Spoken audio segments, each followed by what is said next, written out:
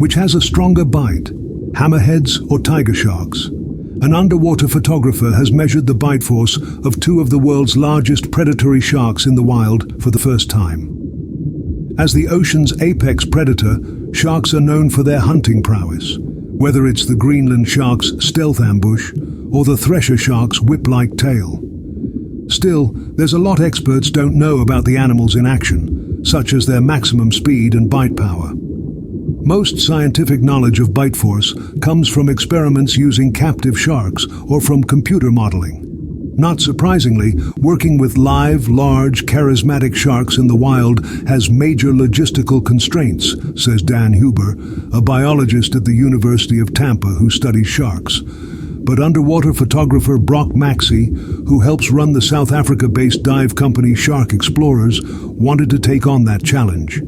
In an experiment, Maxey managed to record the bite force of a wild, free-swimming tiger shark and a great hammerhead shark, two of the world's largest predatory sharks, in what is believed to be a first for those species. Studying bite force helps scientists understand how sharks have evolved their hunting strategies over the past 400 million years to become such efficient predators, says Huber, who wasn't involved in the new experiment. It's also vital data for conservation efforts. The more scientists know about sharks and their behaviors, the more they can develop plans to save them, he says. And given that the International Union for Conservation of Nature lists the tiger shark as near threatened and great hammerheads as critically endangered, understanding what these declining species eat is vital, Huber explains. If a species has evolved to specialize in a specific prey, such as endangered sea turtles, there will be serious repercussions if that food is no longer available. Read how oceanic sharks are in major decline. Dustbins of the sea. For the experiment, Maxey commissioned a custom-made gauge to measure shark bite force.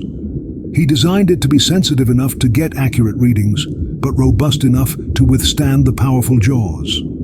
Then, in the Bahamas, he used bait to encourage sharks to bite the gauge.